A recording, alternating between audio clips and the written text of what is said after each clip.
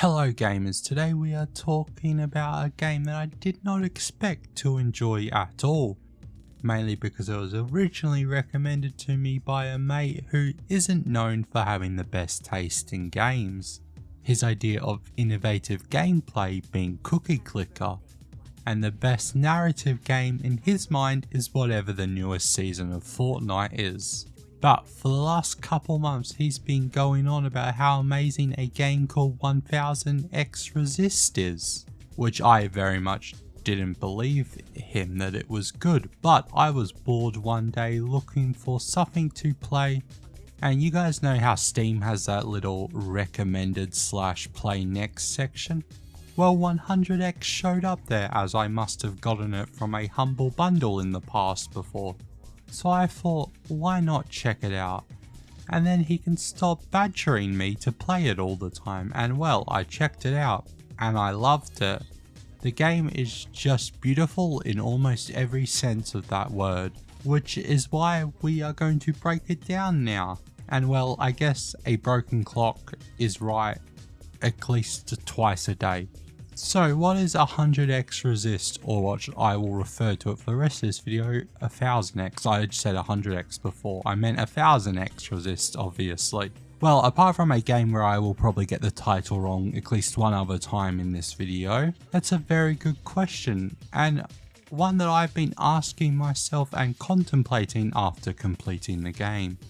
But let's get the basics for 1000x down first. It's the debut indie game for developers Sunset Visitor, a mainly Asian Canadian game studio with the goal of making games that tell diverse stories that may not be told otherwise.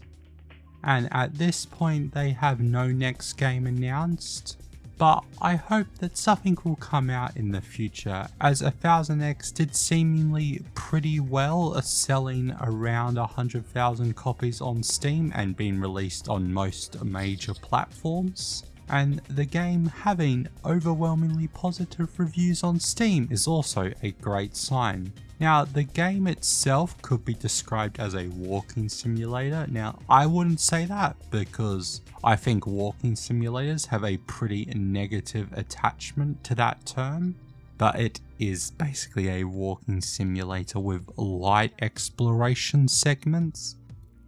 But I don't think that's a bad thing, as there are a lot of good walking sims out there like Firewatch, Edith Finch, and the obligatory J10 Life is Strange mention.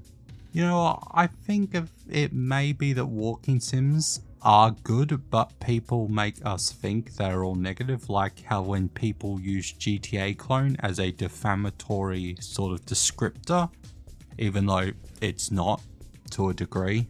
But that is neither here nor there. 1000xRESIST has an amazing art style. I don't quite know how to explain it. It's simple in all the best way, with pops of colour throughout the world, with the people in the world being coloured depending on their jobs. I feel 1000x is one of those games that you really need to play yourself to understand it. At least understanding it in your own way, and it's not due to a large amount of choice options, as there are very little choices in the game until the very end. However, unlike Life is Strange, I like this choice at the very end of the game, as it's not a player choice game like Life is Strange, so one choice at the end sort of doesn't undo all your previous choices. And you kind of get to grow your own attachment to the things you are choosing. Depending on how you do attach to them, you choose what you pick at the end of the game. But let's jump back a sentence or two where I mentioned different people will get different things from the story, which means I'm not going to go majorly in depth in the story as I would for some of the other games I talk about here, as I think you should play this game yourself. Especially if you like strong narrative games that have the possibility of making you cry. But to get you to maybe be a little bit more interested, let's give a brief rundown of the plot at the start of the game, as you play as Watcher, a clone of the All-Mother Iris, And all the people around you are your sisters, who are also clones of the All-Mother. You and your sisters live in some kind of ship, which type is unknown to you at the start of the game. You are trapped in this ship where the planet Earth has been invaded by an alien force known as the Occupants. But even these entities are smoked in mystery. But you only know of life in the Orchard, the name given to the part of the ship where you live in.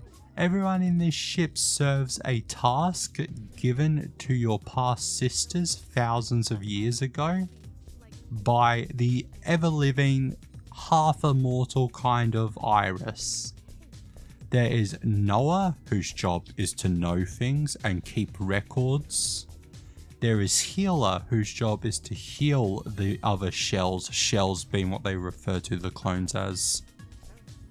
Then there is Fixer, who, you guessed it, job is to fix the ship. Then there is Bang Bang Fire, whose has the most unique name of all the sisters, as their job is to run the military defense against the Occupants. Not to put out fires or start fires and immediately put fires out, which their name could suggest. That'd be a good way to keep yourself in business. And then there is Watcher, whose job is to watch. There are only these 5 shells who live in the Orchard. Well, these 5 and Principal, who is seemingly running the whole operation for the All-Mother.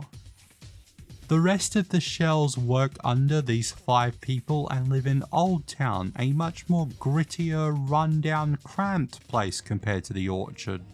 But all the shells, named or not, have one goal in life, and that is to receive a call to take the train, where they will go to the station and go to the other side, where they will finally meet their god, the All-Mother Iris, and join her in her battle against the Occupants. But until then, they serve their All-Mother the best way they know how. Now, all the tasks I mentioned are pretty self-explanatory, except for Watcher. What does it mean to watch? Now, you may think it's pretty self-explanatory, and it was thousands of years ago, with the first sisters. The first Watcher, who was the youngest, also had the simplest job, to watch the other sisters. But that would change over the years, as somehow they had gotten the technology to be able to have what they call a communion, which is where the Watcher will, with the help of a little robot called Secretary, go into the All-Mother's memories, communing with Iris's memories, as Iris shows the Watcher what life used to be like before the Occupants showed up. Mainly looking into Iris's family life, which is where we get her upbringing, back when she was just a normal aging teenage girl. And we see, to be honest, she was a bit of a bully. We also learn that there is some illness going around that makes people cry themselves to death. And we also learn stuff like the fact that Iris's parents met during the 2019 Hong Kong riots. These riots forcing them to flee to Canada, where Iris lives now. And we get to see how this trauma affects Iris even though she wasn't born during the riots, or alive, or has ever lived or been to Hong Kong. And we also get to see a look at the Occupants being some large-bodied figures without heads and having rings in the place of their heads. But quickly jumping back to the Hong Kong riots that Iris's parents experienced, the thing I love about games like this is obviously because I'm not Hong Kong, I'm not Chinese, I'm kind of from that region of the world, but you know, I'm not as attached to it as a lot of people, especially people from Hong Kong, where it's like for us it was just a news cycle. Like, yes, there were riots, but you don't really know the long-term effects of them. Like, there were people who had to flee, and a lot of people who probably lost their lives or got locked up for a very long time after these riots, and that's just something that obviously the news doesn't cover too well. Like, they'll cover deaths, but you can't really cover the long-lasting effects. And with the way the news cycle worked, especially back then, you had the riots, then right after that you had COVID. So it's like, even if you were closely looking at the news from China, Hong Kong, that region of the world, the news about Wuhan would probably invade the feed, pushing the riots below everyone's sort of acknowledgement of it, I guess. I don't know, it's hard to word for me, but it's also just something I haven't thought about, like the long-term effects of people who survived the riots, but obviously have that trauma they need to try to live through. But that's enough about talking like that. I'm not a smart man, I'm not philosophical, I clearly am struggling to articulate that point of view I'm having. So I'm going to talk about a couple things I found cool about the game. One of those being the game's creative art style, which I kind of mentioned at the start of this video. But I just think it's very interesting that even though all the people are clones and you all look the same, you're all clones of the All-Mother Iris.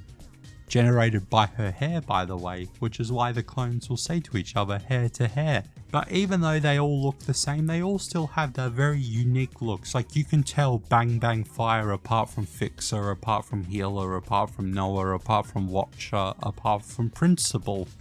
It's a tad bit harder when you get down to the just blank shells, as a lot of times they are literally described as combatant shell or worried shell or whatever emotion they are feeling at the time you first talk to them, shell. And then another pretty cool thing, well, that I found interesting was a organization by the name of the 50. Without going into the spoiler zone, because once again, play the game for yourself, it's an incredible game and it could use the purchases on Steam, so they make another game. The 50 are some kind of government agency that maybe started in Canada, maybe didn't, but they are the organization that take Iris when they find out that she is immune to the illness, as there was a school dance and she's the only one who did not get infected. Their armor kind of looks like a wacky Master Chief, and well, that's pretty cool.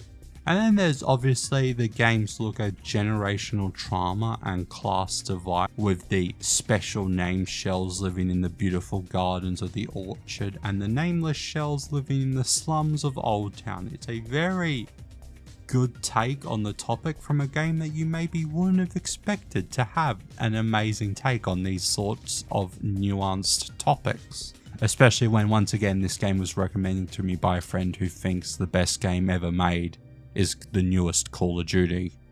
But anyways, that has been my semi-brief look at the game 1000xRESIST, which once again, check out. I cannot recommend that enough. Support the developers, but also just play it for yourself. It's such a good game, a unique experience that you might not expect from a game like this. So definitely check it out. But anyways, that has been it. I have been J104. If you guys have played this game and you liked it, let me know in the comments below. If you also struggled to understand the occupants on your first playthrough or anything that's happening in the game, also let me know. And I will hopefully see you guys in the next video. Peace.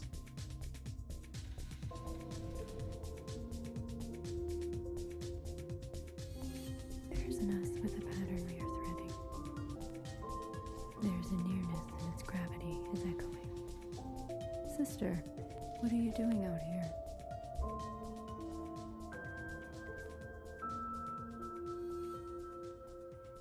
You mustn't interrupt the incantation. You know, this is Mother's time. What is it that cannot wait?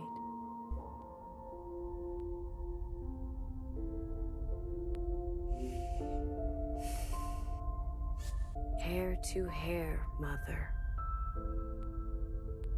I really am just like you.